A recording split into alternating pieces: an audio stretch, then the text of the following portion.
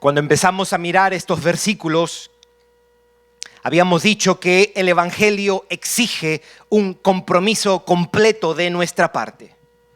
La misericordia que nosotros recibimos, habíamos dicho, requiere una respuesta de nosotros.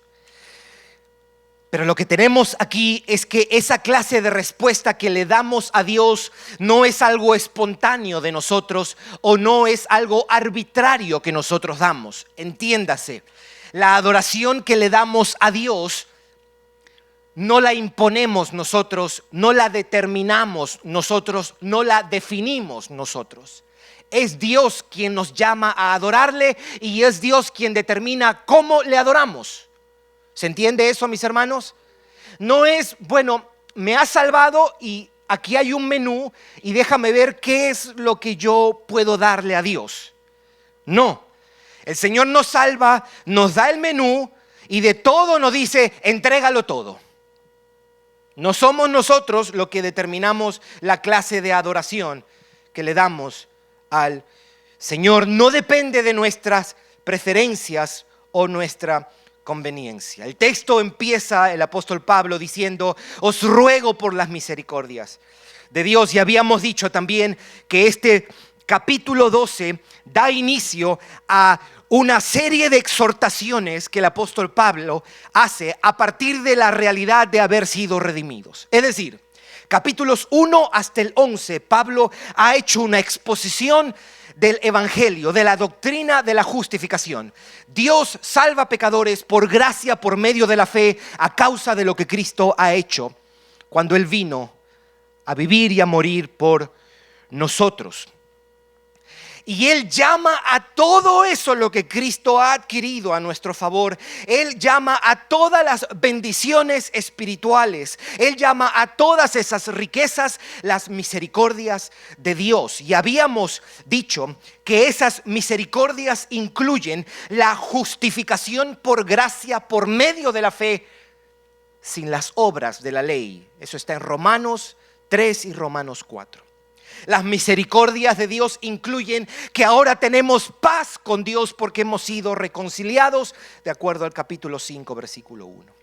Las misericordias de Dios incluyen el amor que ha sido derramado en cada creyente por su Espíritu Santo que nos fue dado, de acuerdo a Romanos capítulo 5, versículo 5. Esas misericordias de Dios incluyen la libertad que hemos recibido y la nueva vida que hemos recibido, Romanos capítulo 6. Éramos esclavos del pecado y estábamos muertos en nuestros pecados y Dios trajo libertad y trajo nueva vida. Esas misericordias incluyen la adopción de hijos, Romanos capítulo 8, e incluyen el sello del Espíritu Santo. El Espíritu de Dios, si tú eres de Cristo, habita en ti. Dios te ha sellado para el día de la redención, el día futuro. El Espíritu de Dios es el sello que Dios ha puesto sobre tu vida para asegurar tu salvación hasta el día final. Dios dijo, esta persona es mía y lo sello con su Espíritu. Las misericordias de Dios también incluyen la elección. Él nos escogió antes de la fundación del mundo, sin tomar en cuenta absolutamente nada de lo que nosotros pudiéramos hacer, porque al fin y al cabo todo lo que hacíamos era pecado. Y el capítulo 10 nos habla de la salvación para los gentiles. Esta salvación que Dios prometió no fue limitada solamente para el pueblo judío.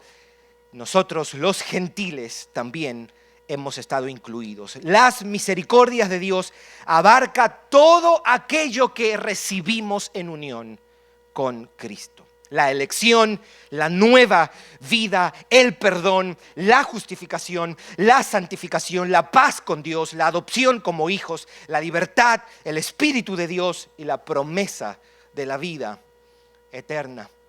¿Se acuerda Romanos 8:18?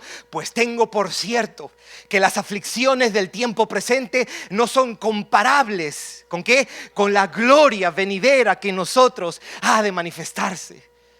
Porque el anhelo ardiente de la creación es el aguardar la manifestación de los hijos de Dios. Porque la creación también fue sujetada a vanidad, no por su propia voluntad, sino por causa de aquel que la sujetó en esperanza. Y la creación misma será libertada de la esclavitud de corrupción a la libertad gloriosa de los hijos de Dios. Esa es nuestra esperanza, mis hermanos.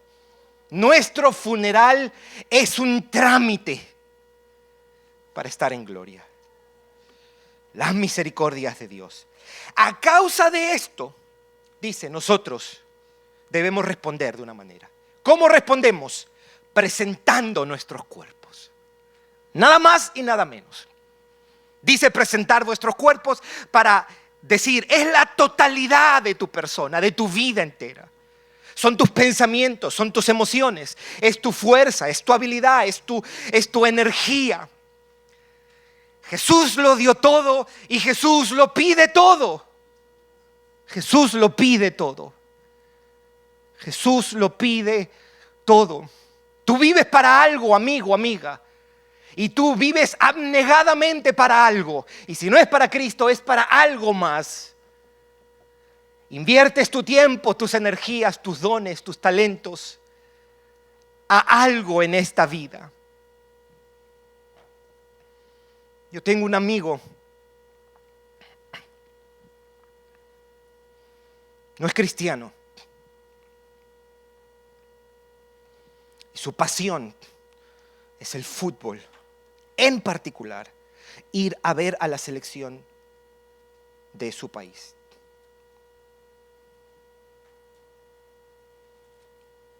Y él ha viajado a todo Sudamérica.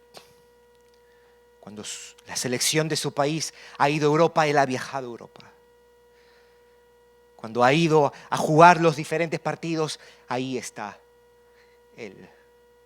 Su tiempo, sus sueños, su devoción, su dinero está entregado a su selección, a su país. Y yo me pregunto si su devoción a esas cosas no supera la devoción de muchos cristianos que dicen que han recibido algo mejor que cualquier cosa que un país le pueda dar.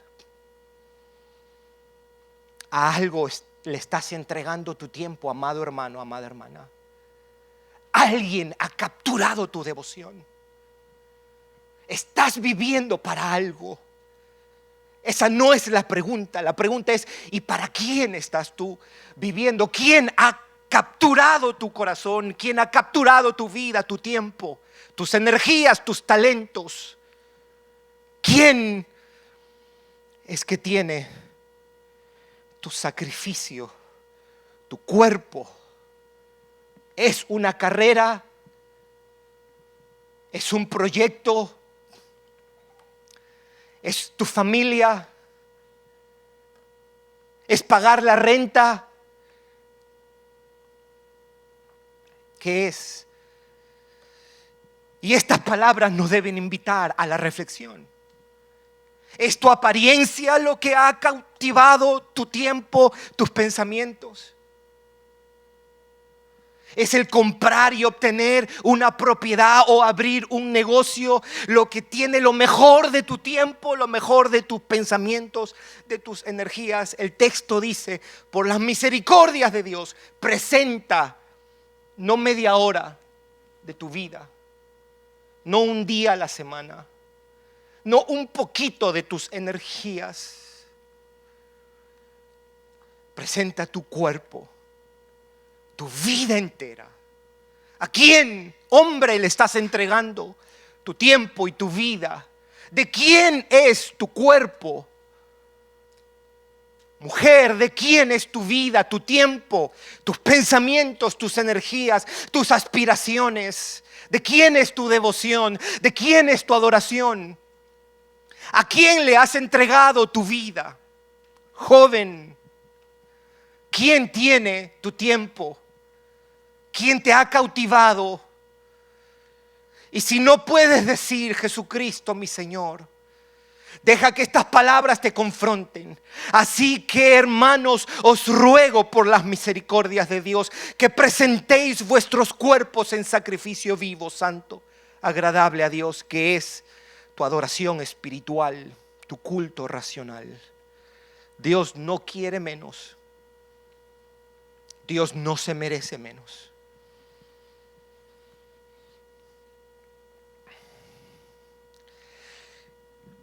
Todos los capítulos de aquí en adelante, capítulo 12 entero, el 13, 14, 15, 16, son un desarrollo de este versículo 1.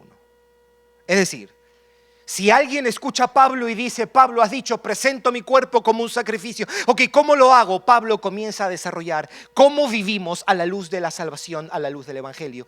Y eso lo contiene capítulo 12, 13, 14, 15 y 16. Nosotros vamos a leer, hemos leído solo hasta el versículo 13. Y el versículo 2 hasta el 13 nos dicen a nosotros cómo es que es una vida que se entrega a Dios como un sacrificio vivo, santo, agradable a Dios. Y yo quiero que tú escuches con tu corazón, que tú escuches sinceramente y que tú seas desafiado por las palabras del Señor que te redimió por medio del apóstol Pablo. He orado, mis hermanos, que Dios use esto.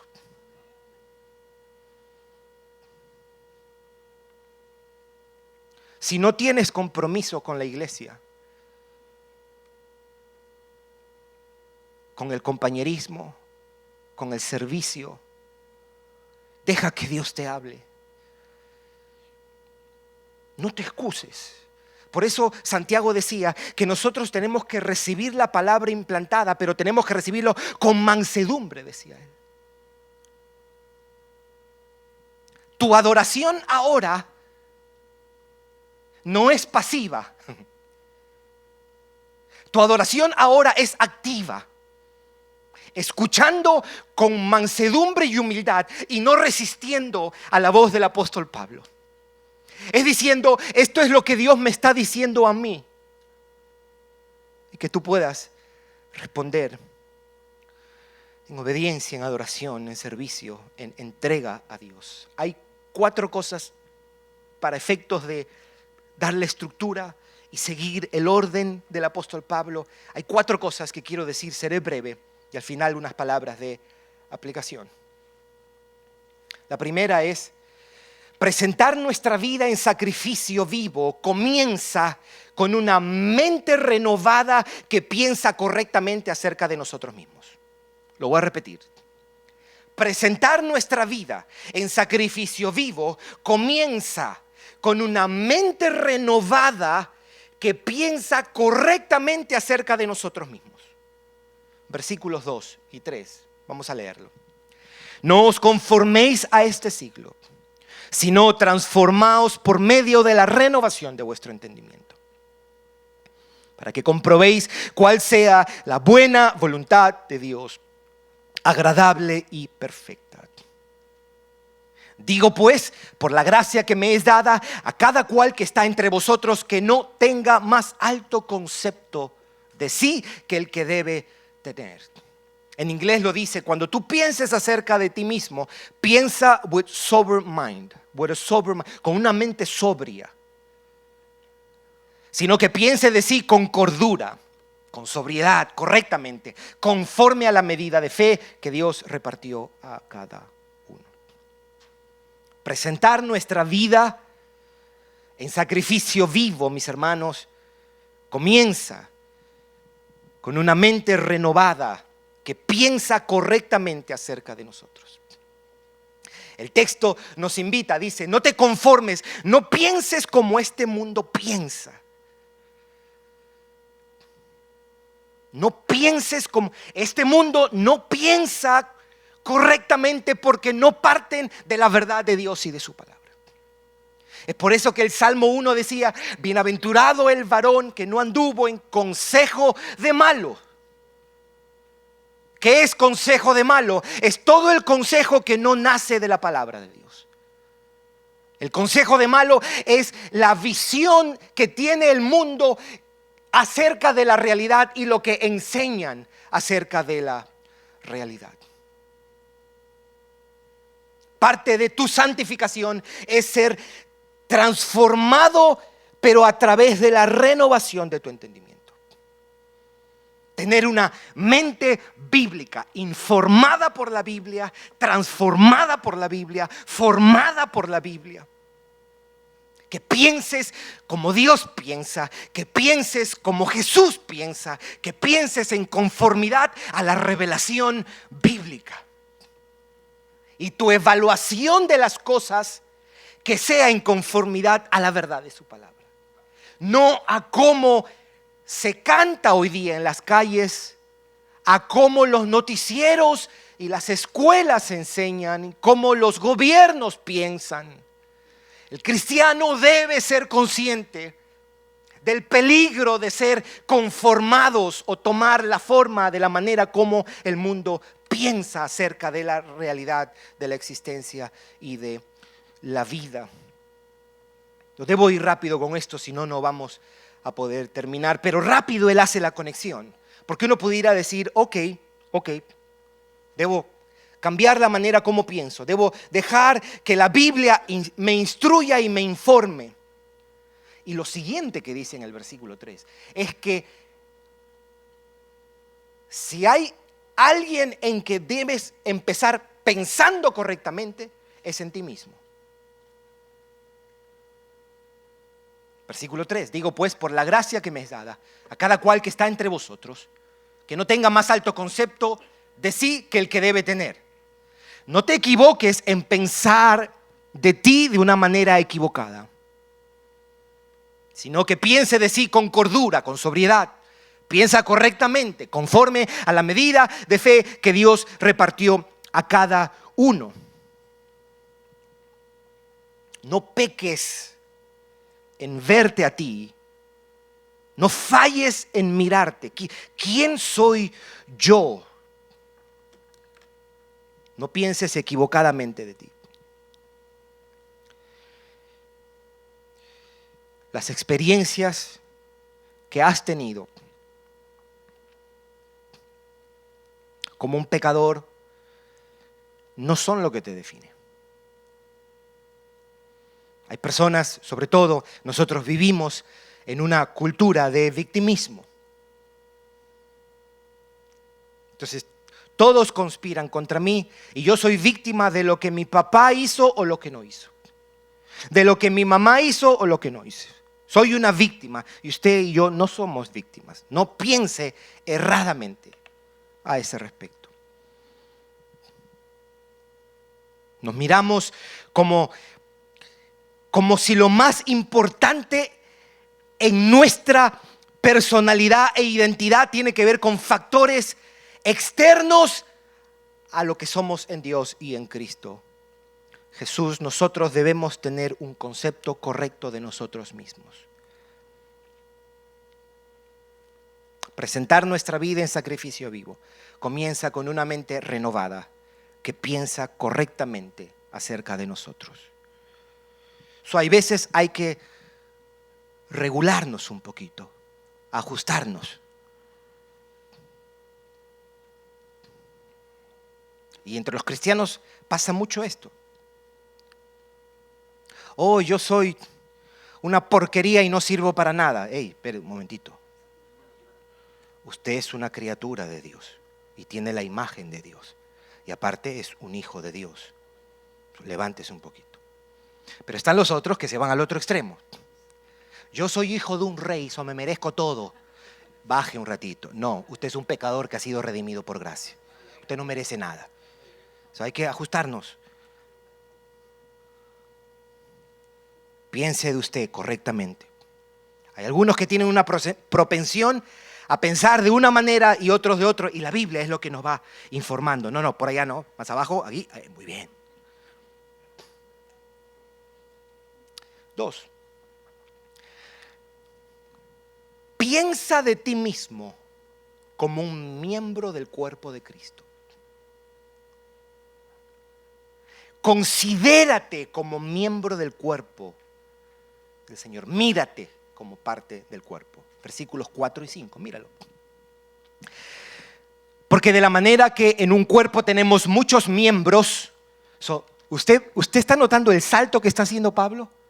Piensa correctamente acerca de ti. Ok, ¿qué debo pensar primero? Que tú eres un miembro dentro de un cuerpo. Y todos, versículo 4, pero no todos los miembros tienen la misma función. Así nosotros, siendo muchos, somos un cuerpo en Cristo y todos, note lo que dice, y todos miembros los unos de los otros. Dejemos que eso se asiente, mis hermanos. Pablo nos dice que cuando pienses de ti mismo, considérate como un miembro de un cuerpo. Qué extraño eso. Sobre todo en una cultura tan individualista, ¿no? Donde la individualidad se lleva a un extremo insano. No, tú no necesitas de nadie. No, eso no es cierto. Eso no es cierto. Para yo llegar a este mundo, yo necesité de mis padres. Para yo criar a mis hijos, necesité de mi esposa. Para yo ser salvo, necesité de la iglesia.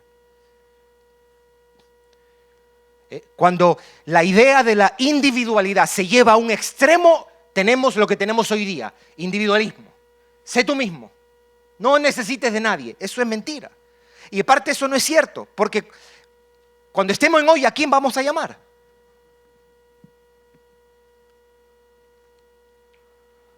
Considérate como miembro del cuerpo.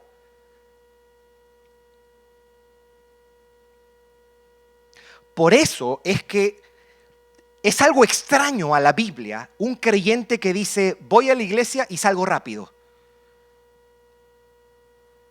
Eso no está en armonía con esto. Prefiero las iglesias grandes para que nadie me esté molestando. El problema es que hay iglesias grandes que también molestan, como las iglesias pequeñas. Y eso está bien. No salga corriendo, a no ser que usted tenga que trabajar. Está bien, pero no huya. Si usted es de Cristo, usted es parte del cuerpo de Cristo. Expréselo con sus interacciones y relaciones. Así como cada miembro del cuerpo tiene diferente función, los miembros de la iglesia de Cristo tienen diferentes funciones. Todos deben cumplir una función puntual y específica. Somos parte de un colectivo. Somos parte de un colectivo. De un organismo, de una comunidad, de una sociedad. Y el texto nos está diciendo eso. Piensa correctamente acerca de ti. Ok, ¿cómo pienso? Que eres un miembro de un cuerpo. De todas las cosas que pudo haber dicho ciertas el apóstol Pablo, él pudo haber dicho, piensa de ti que tú eres un hijo de Dios. ¿Eso es cierto? Eso es cierto. Que tú tienes la justicia de Cristo, has sido justificado. ¿Eso es cierto? Cierto. Que tienes paz con Dios, que eres un siervo, que eres... Él pudo haber dicho un montón de cosas ciertas. Y él dice, by the way, eres un miembro de ese cuerpo. La pregunta surgiría, ¿te ves tú así? ¿Te miras tú como parte de, yo pertenezco al cuerpo de Cristo? 3. Como miembro del cuerpo, tienes dones que debes usar y una responsabilidad con los miembros de la iglesia. Entiéndase, una responsabilidad de servirles. Versículo 6 hasta el 10. De manera que teniendo diferentes dones, y note que no dice, se le ha dado a algunos y a otros no. Aquí dice que todos tienen, ¿qué? Dones. No, yo no sé esto, yo no sé lo otro. Y Pablo nos va a ayudar a decir, te quiero dejar sin excusa. Y nos va a dar una lista ahí.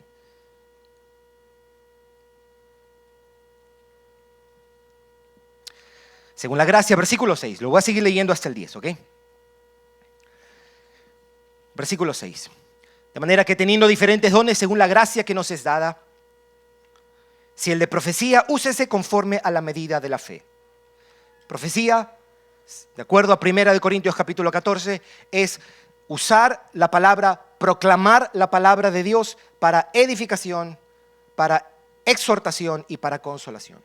Cuando usted usa la palabra, la verdad de Dios para animar y exhortar a alguien, esto no está hablando de el Señor me dice que mañana va a llegar un carro amarillo a tu casa y todo eso. No, esto es tan glorioso y sencillo como usar la palabra de Dios, la verdad revelada, para exhortar y animar a alguien. Cuando usted llama a alguien en aflicción y le dice, hey, no temas porque el Señor está contigo. Isaías 41:10. No desmayes porque Él es Jehová tu Dios que te esfuerza. Él siempre te ayudará y te sustentará con la diestra de su justicia. Eso es profetizar. Okay. Seguimos. Versículo 7. O si de servicio en servir. Ahora, debo hacer una aclaración aquí. Especialmente para la habilidad que tienen algunos cristianos que dicen, oye, yo no tengo el don de servicio, por eso no sirvo. No, todos somos siervos y estamos llamados a servir. Lo que este texto está enfatizando, y uno lo puede ver, y las iglesias son bendecidas, somos bendecidas, con este impulso tan constante, espontáneo de algunos hermanos y hermanas a servir. A buscar una necesidad para llenarla. Versículo 7, o el que enseña en la enseñanza. Se da cuenta que es otro tipo de habilidad dada por el Espíritu de Dios. El que enseña en la enseñanza. Versículo 8, el que exhorta en la exhortación. ¿En qué puedo servir en exhortar? Exhortaos los unos a los otros, dice Pablo. ¿Cómo exhorto? Hago una mirada panorámica aquí y diga, ¿el hermanito tal vino? No, ok. Saliendo de aquí, llamamos. Hey, hermano, que no lo vi en la iglesia, ¿todo bien? Sí, todo bien. ¿Y dónde está usted? Me fui a ver un juego de fútbol americano.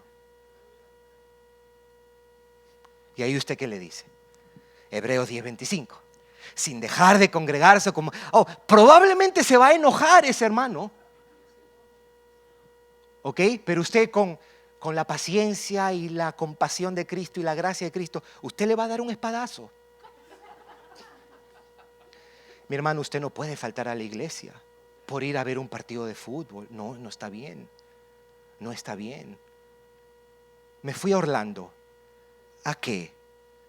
Al parque. ¿Y por qué usted no va los viernes o los sábados?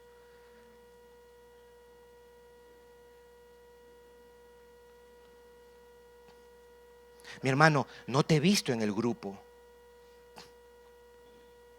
¿Por qué usted no va al grupo? Mi hermana, noté que usted le levantó la voz a su esposo delante de las personas. Eso es exhortar. Eso es exhortar. Versículo 8, el que reparte con liberalidad. Y es verdad, hay personas, aunque todos estamos llamados a ser generosos, hay personas que tienen de parte de Dios la gracia del desprendimiento. Y dice aquí, hágalo con liberalidad. Versículo 8 sigue, el que preside con solicitud. Eso se puede traducir también, el que lidera. Hay personas a quienes Dios le da el don de liderar. Y cuando lo hagan con solicitud, dice, o con diligencia. Liderar con diligencia. El que hace misericordia, dice el texto, versículo 8.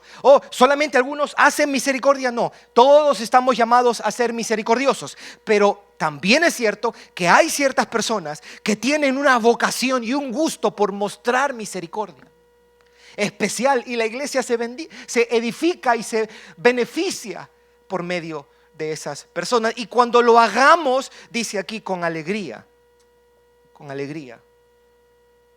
¿Será que a veces mostramos misericordia y lo hacemos con tristeza? Versículo 9, el amor sea sin fingimiento. Y ¿sabe qué, mis hermanos? A mí me gustaría un día que podamos parar en eso y meditar 1 hora entera en esa declaración. El amor sea sin fingimiento. ¿Qué supone eso? Que hay un amor sincero y hay un amor que no es sincero. Esta posibilidad existe porque el texto está ahí. Aborreced lo malo, seguid lo bueno. Y dice, amaos los unos a los otros con amor fraternal. Amaos los unos a los otros con amor fraternal. En inglés lo dice brotherly love. Es el amor que tenemos como creyentes. En cuanto a honra, prefiriéndonos los unos a los otros. Esto es muy parecido a Filipenses capítulo 2. Dice, ninguno piense de sí mismo, sino que pensemos de los demás como si fuesen superiores a nosotros mismos. En cuanto a honra, prefiriéndonos los unos a los otros. Que Dios nos haga una clase de persona pronta para alabar las virtudes de los otros. Y que nos dé alergia el nosotros hablar de nuestras virtudes. Y que rápido nos sacudamos eso.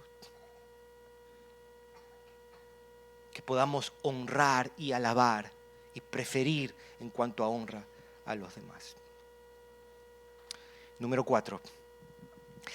Ese servicio hacia tus hermanos o hacia tu iglesia debe ser con celo, fervor y gozo. Debe ser un servicio diligente, debe ser un servicio intencional, debe ser un servicio fervoroso y lleno de gozo. Leamos versículos 11.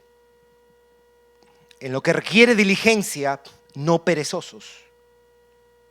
No perezosos. ¿Sabe cuál es el gran enemigo de los grupos de hogar y los estudios bíblicos del jueves? ¿Cómo se llama? Pereza. Pereza. La gran mayoría de veces que te has ausentado, a no ser que sea porque tu trabajo te lo impide, porque trabajas esa hora, pero la gran mayoría de veces que nos ausentamos, grupo o estudio bíblico, pereza. Pereza. Y aquí tenemos un mandato directo, dice, hey, en lo que requiere diligencia. ¿Sabe por qué? Porque el crecer en la fe requiere diligencia y esfuerzo.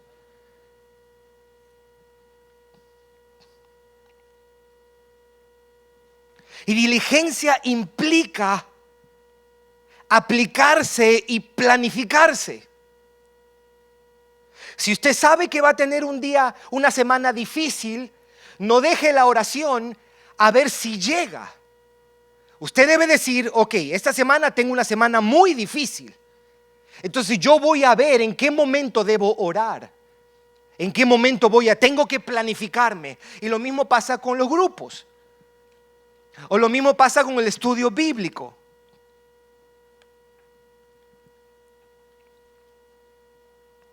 En lo que requiere diligencia, no perezosos. Ahora, ¿cuál es la alternativa? Note lo que hace Pablo, cómo va de un lado al otro. La alternativa, ¿sabe qué cosa es, mis hermanos? Mire lo siguiente: fervientes en espíritu. Fervor. Fervor. Fervor. Eso que muestran las personas cuando van a los estadios de sus equipos favoritos. Eso lo que hacen las personas cuando van a un concierto de música. Fervor. Fervor.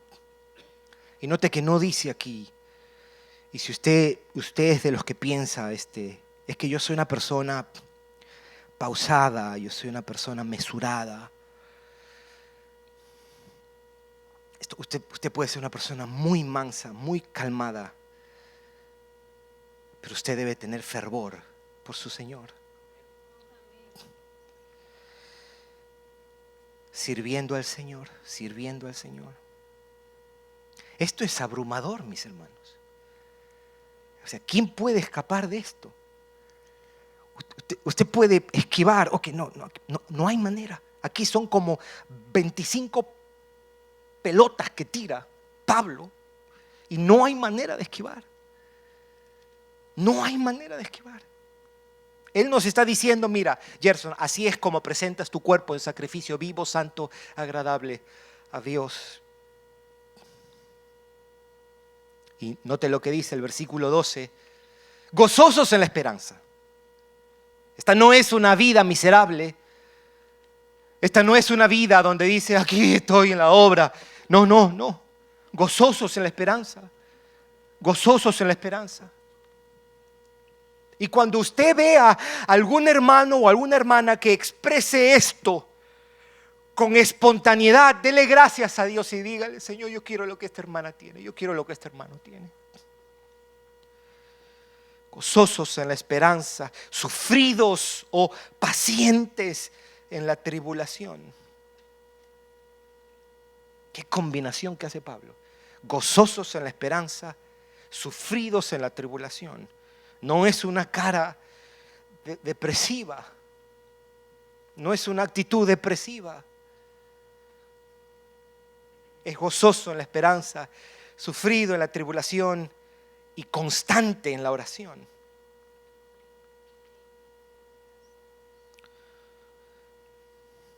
No descuides tu oración.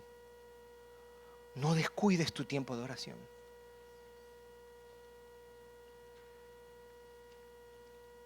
Cuando tú te levantas, eso es lo más importante que tú debes hacer. Pausar todo para orar. Para orar. No descuides tus devociones. No descuides el tú apartar una hora y un lugar donde tú te vas a enfocar en Dios, vas a abrir su palabra, vas a leer, vas a orar. Constantes en la oración, y dice versículo 13, compartiendo para las necesidades de los santos. Compartiendo para las... Y aquí Pablo se metió al bolsillo. Aquí él se metió al bolsillo. Compartiendo para las necesidades de los santos. Y note que empieza con las necesidades dentro de la comunidad. Y termina diciendo, practicando la hospitalidad.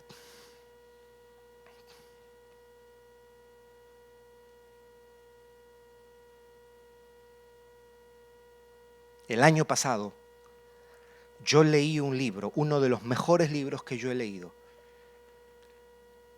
de estas 3 palabras, practicando la hospitalidad.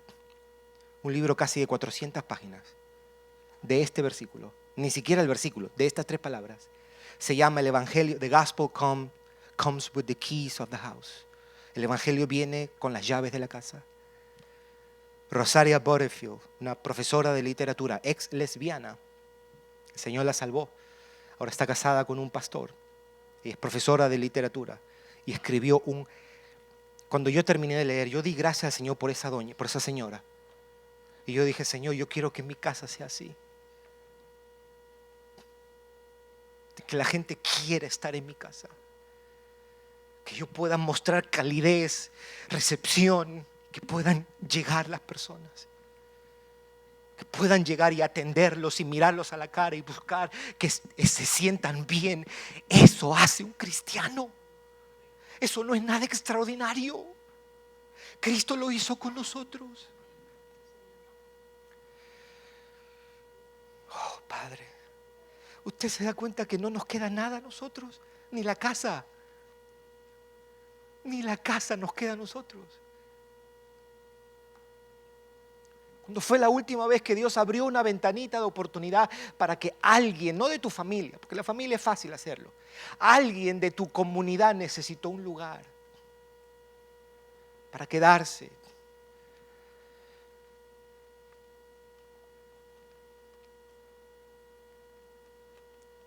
Y eso no es glamoroso. Eso no es glamoroso, no es, ay, qué belleza, se van a quedar 3 meses en mi casa. Y puede ser que Dios te lo dé así, pero eso, meter 3 personas en tu casa es incómodo.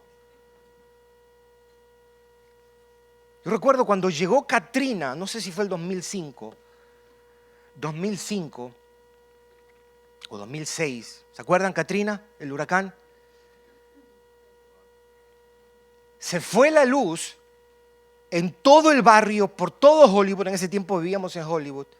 Y a nosotros nos dio la dicha de tener luz. Pero el Señor dijo, eso viene con un precio. 4 familias vinieron a mi casa. Un baño. ¿Te acuerdas, muñeca? ¿Cómo no me voy a...? Mis hermanos, es precioso que la gente quiere ir a tu casa. Pero tienes que trabajar para eso. Tienes que forzarlo. Tienes que invitar. Tienes que comprar 2 cafés. Vamos a tomar café a la casa. Hazlo sentir bien. Y vas a tener, si tú quieres eso, tú vas a tener que luchar con eso. ¿Sabes por qué? Porque somos tan celosos de nuestro tiempo y tú vas a tener que pelear. No te decepciones o desilusiones a la segunda vez. No, es que ya ha invitado y no quieren ir. Usted le dice, usted le va a armar una fiesta en su casa. Y usted tiene que ir porque usted es el invitado a la casa. La hospitalidad es la expresión de lo que Cristo ha hecho por nosotros. Lo que Él hizo para invitarnos a la familia de Dios. No nos queda ni el tiempo, no nos quedan ni los dones, no nos queda ni la billetera, no nos queda ni la casa. Él dice, no, sacrificio vivo es todo, es todo, es todo. Quiero resumir, presentar nuestra vida en sacrificio vivo comienza con una mente renovada que piensa correctamente acerca de nosotros. Luego Pablo dice, pensemos de nosotros mismos como miembros del cuerpo de Cristo. Como miembros que tenemos dones que debemos usar y una responsabilidad con los otros miembros de servirles. Ese servicio a mis hermanos, a la iglesia, a los otros creyentes debe ser hecho con celo, con fervor, con gozo, con esperanza, con hospitalidad, con sacrificio. Eso es lo que nosotros tenemos. El Dios que nos salva, mis hermanos, nos pide todo. Porque Él dice que debo presentar mi cuerpo como un sacrificio vivo. Lo que Dios me exige es una consagración completa. Una entrega total de mi vida, de mi tiempo, de mis fuerzas, de mis habilidades, de mis talentos, de mis dones, de mis recursos al servicio de la iglesia de nuestro Señor Jesucristo. Al servicio y al beneficio de mi iglesia local. Dios es quien impuso esto. Él me impone un compromiso. El sacrificio vivo, debe quedar claro esto. Este es un pasaje muy conocido, ¿verdad? Presentar vuestros cuerpos como sacrificio vivo, santo, agradable a Dios. Un pasaje muy conocido entre los cristianos. No lo desconecte de todo lo que ha dicho. Cada vez que usted escuche, piense, recite Romanos 12, así que por las misericordias de Dios, os ruego, hermanos, que presentéis vuestros cuerpos como un sacrificio vivo, santo, agradable a Dios. Ese sacrificio vivo es una vida orientada hacia la iglesia, de acuerdo a este pasaje. La vida en adoración o el servicio a Dios como una respuesta a sus misericordias es una vida en compañerismo con los hermanos. Una vida de servicio a los hermanos de la congregación que se expresa por un compromiso con sus necesidades físicas, emocionales, espirituales.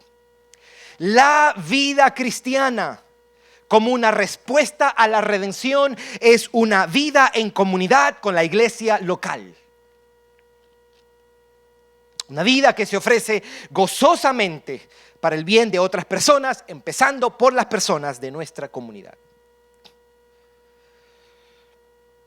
Y la clase de servicio que Pablo describe aquí es un servicio diligente, esforzado, fervoroso y abnegado para los demás creyentes. Esto es lo que hacemos, mis hermanos. Y estas cosas solo se pueden llevar a cabo cuando estamos cerca de las personas, en compañerismo con las personas, mirándonos las caras los domingos, mirándonos las caras en los grupos durante la semana, en los cafés que nos tomamos. Dios demanda una completa consagración y devoción de nuestra vida. Y esa consagración y devoción es con su iglesia, con su pueblo, con nuestra comunidad. Yo he tratado de ser práctico, pero quiero ser más práctico todavía, aplicarlo. Porque todo puede quedar en algo tan superficial, poético. Oh, sí, te presento mi vida, Señor, como un sacrificio vivo, santo, agradable a ti, Señor. Yo voy a pasar 3 horas cantándote salmos aquí, adorándote aquí. Ok, bien. ¿Y qué más? Es una vida de mucha participación con los hermanos e involucramiento en la vida de los demás. Cuando alguna vez algún incrédulo nos diga, es que la vida cristiana es difícil, usted no diga, no es difícil, es imposible. Y Dios te va a pedir todo, absolutamente todo. El sacrificio vivo a Dios es una oración que hacemos con otros creyentes en el día de su aflicción. Es una llamada o una visita que se hace para consolar a los miembros de mi congregación. Es una ayuda material o física que ofrecemos a alguien en necesidad. Es una visita que hacemos para animar y exhortar al hermano. Es un oído que se presta para escuchar las luchas y temores de los hermanos. Es un momento de atención que prestamos para escuchar con gracia y con compasión los problemas de otros creyentes. Es recibir las interrupciones como regalos de Dios. Es el tiempo que invertimos para sentarnos, para tomar un café con el angustiado. Es una casa que se abre deliberada, intencional, constante, amorosamente para que otros visiten y se sientan bienvenidos. Es una comida que se sirve a otros hermanos. Mis hermanos de día de adoración, seamos como Samuel, no dejemos que las palabras de Romanos 12 caigan al piso. Adoremos en algún área de servicio aquí en la congregación. Involúcrate con la comunidad. Involúcrate con el compañerismo, con el servicio, con el trabajo de la iglesia.